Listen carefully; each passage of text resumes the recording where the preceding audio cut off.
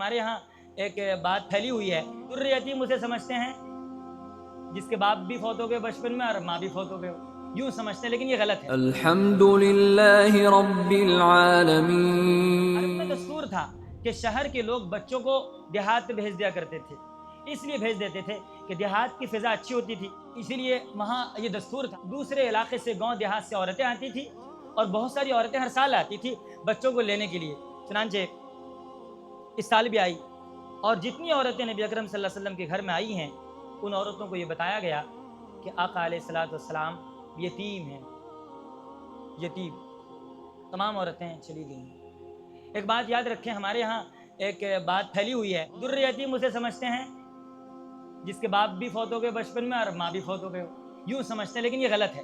اس لیے غلط ہے، عربی زبان کا یہ لفظ ہے، اردو کا لفظ نہیں ہے۔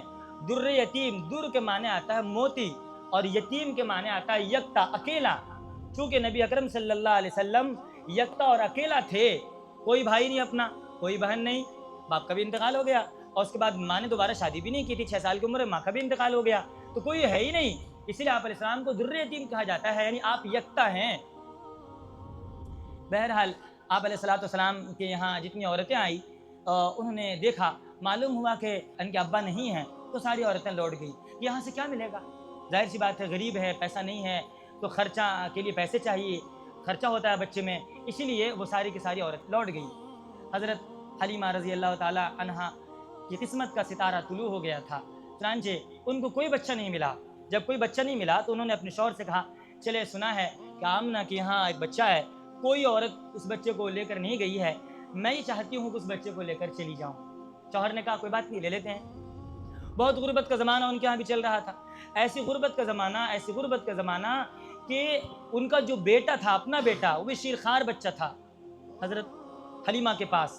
دودھ ماں کے پستان سے اتنا نہیں نکلتا تھا کہ جس سے اس کا پیٹ بھر سکے، اور رات بھر بچہ روتا رہتا تھا بھوک کی وجہ سے، بکری کی تھنوں میں دودھ نہیں ہوا کرتا تھا، بہت غربت کا زمانہ تھا۔ لیکن بہرحال وہ آ گئی، اور آنے کے بعد حضرت آمنہ کا دروازہ کھٹکھٹایا، اور کھٹکھٹاتے ہوئے آواز آئی، اندر سے کون ہو؟ کہا کہ میں آپ کے بچے کو لینے آئی ہوں۔ کہا کہ میرے یہاں تو جتنی عورتیں آئی ساری لوٹ گئی، تم آئی ہو تم بھی لوٹ جاؤ گی۔ کہا کہ اچھا، کم از کم ایک مرتبہ بچے کو دکھا تو دو، تم کو ایسا لگتا ہے کہ میں بھی نہیں لوں گی، لیکن ایک مرتبہ بچے کو دکھا تو دو۔ چنانچہ ان کو اندر کیا گیا، نبی اکرم صلی اللہ علیہ وسلم لیٹے ہوئے تھے، اور آپ کے اوپر ایک چادر ڈلی ہوئی تھی۔ حضرت آمنہ نے حضرت حلیمہ کو قریب کیا، اور اس کے بعد ان کے چہرے سے وہ پردہ ہٹایا ہے، وہ چادر ہٹائی ہے۔ جیسے ہی چادر ہٹائی، آپ علیہ السلام نے مسکرا دیا حضرت حلیمہ کو دیکھ کر۔ وہ جو مسکراہٹ تھی نا، حضرت حلیمہ فدا ہو گئی رضی اللہ تعالیٰ عنہ۔ حضرت حلیمہ نے کہا کہ بہن، تیرے پاس کچھ ہو یا نہ ہو دینے کے لیے، کم از کم اس بچے کی مسکراہٹ تو مجھے ملتی رہے گی۔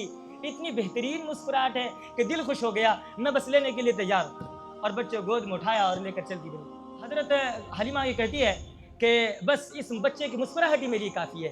نبی علیہ السلام کی مسکراہٹ اتنی اچھی ہوتی تھی، صحابہ کہتے ہیں کہ ہم پریشان ہوتے تھے، غم زدہ ہوتے تھے، دکھ میں ہوتے، غم میں ہوتے، ٹینشن میں ہوتے، نبی کا چہرہ دیکھ کر سارا غم ختم ہو جاتا، اتنا اچھا چہرہ تھا، اور ایسی خندہ پیشانی سے ملتے تھے، ایسے چہرے پر مسکراہٹ ہوتی تھی۔ آپ علیہ السلام اپنے دشمنوں سے بھی اچھے سے ملا کرتے تھے، اپنا بہوار کا یہ بدلہ نہیں تھا۔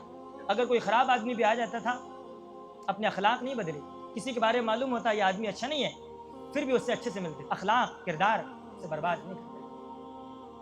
بہرحال بہت اچھے اخلاق کے حامل نبی اکرم صلی اللہ علیہ وسلم۔ اور اس کے بعد کیا ہوتا ہے؟ حضرت حلیمہ نے گود میں اٹھایا، اور جیسے ہی وہ جہاں قیام کی ہوئی تھی وہاں پہنچتی ہے، اور آپ علیہ السلام کو اپنے سینے سے لگایا، اور لگانے کے بعد پستان سے لگا کر دودھ پلانا شروع کیا۔ لکھا ہے کتابوں میں کہ پستان دودھ سے بھر گیا، آپ علیہ السلام نے شکم سیر ہو کر دودھ پیا۔ اس کے بعد جب بیٹے کو پلایا حضرت حلیمہ نے اپنے بیٹے کو، ان کا ہی پیٹ بھر گیا، اور اس رات آرام سے سویا وہ بچہ۔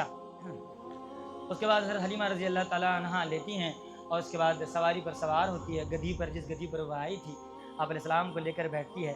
حضرت حلیمہ کہتی ہیں کہ میں اس گدھی پر جب بھی سوار ہو کر جاتی تھی نا کہیں، سب لوگ آگے بڑھ جاتے تھے، اور میری گدھی دبلی پتلی، کھانا خوراک سے اسے نہیں ملتا، جس کی وجہ سے میں ہمیشہ پیچھے رہتی تھی۔ لیکن اس بار ایسا ہوا کہ جب میں بیٹھی ہوں، عورتیں جا چکی تھی، لیکن گدھی اس قدر رفتار سے دوڑی ہے کہ سب سے آگے نکل گئی، سب کو پیچھا کر دیا، ساری عورتیں پیچھے ہو گئی، اور میری گدھی جو ہے وہ آگے بڑھ گئی۔ عورتوں نے پوچھا حلیمہ کیا سواری بدل لی ہے؟ تو حضرت حلیمہ نے فرمایا سواری نہیں سوار بدل لیا ہے، یعنی نبی اکرم صلی اللہ علیہ وسلم کی برکت ہوئی۔ اس کے بعد جو ہے گھر پہنچے تو وہاں بکریوں کے تھنوں میں دودھ آ گیا اور اونٹنیوں کے تھنوں میں دودھ بھر گیا۔ جب حضرت حلیمہ کے جانور چرنے جاتے تھے نا تو وہ جب آتے تھے تو بالکل سیراب ہو کر کے آتے تھے، اور ان کے جانور دوسرے لوگوں کے جانور آتے تو بھوکے پیاسے، ان کا پیٹ بھی نہیں بھرتا، ان کے یہاں دودھ بھی اتنا نہیں ہوتا تھا، تو وہ کہتے تھے کہ جہاں حلیمہ کے جانور چرتے ہیں وہاں چراؤ۔ اور ایک دلچسپ واقعہ، حضرت شیمہ رضی اللہ تعالیٰ عنہ، یہ حضرت حلیمہ کی اپنی بیٹی ہے، نبی اکرم صلی اللہ علیہ وسلم کی رضائی بہن ہے۔ حضرت شیمہ جو ہے کیا کہتی ہیں کہ ایک مرتبہ حضرت حلیمہ نے کہا کہ جاؤ بکریاں چرانے جاؤ، انہوں نے کہا کہ ماں نہیں جاتی، میری طبیعت ٹھیک نہیں، من اچھا نہیں۔ کہا کہ چلی جاؤ، کہا کہ نہیں میں نہیں جاتی۔ کہا کہ جاؤ، ضد کرنے لگی ماں، تو کہنے لگی محمد کو ساتھ بھیج دو تو جاؤں گی ورنہ نہیں جاتی۔ تو ماں نے پوچھا بیٹی کیا بات ہے؟ میں دیکھتی ہوں اس چیز کو بار بار محسوس کرتی ہوں، محمد کو لے کر ساتھ جاتی ہو تو فوراً چلی جاتی، کوئی ناز نہیں کرتی، کوئی نخرہ نہیں کرتی، لیکن جب محمد ساتھ نہیں جاتے تو ناز نخرہ کرتی ہے بکریاں چرانے میں۔ حضرت شیمہ نے کہا کہ ماں دراصل بات یہ ہے کہ بکریاں چرانا مشکل کام ہے، بکریاں لے کر جاتی ہوں نا تو بکریاں ادھر ادھر یہاں وہاں آنے وقت میں جمع کرنا بڑا مشکل ہوتا ہے، لیکن جب میں محمد کو ساتھ لے کر جاتی ہوں نا تو بکریاں دور نہیں جاتی، آس پاس میں جلدی جلدی چر لیتی ہیں اور چر کر واپس ہو کر محمد کا چہرہ دیکھنے لگتی ہیں۔ کیا نبی علیہ الصلوۃ والسلام کی شان ہے، اللہ اکبر کبیرہ۔ آج کے لیے بس اتنا ہی، انشاءاللہ آئندہ نبی علیہ السلام کی مزید سیرت بیان کی جائے۔ سبحان اللہ وبحمدہ، سبحانک اللہم وبحمدک، ونشہد ان لا الہ الا انت نستغفرک ونتوب الیک۔ سبحان اللہ۔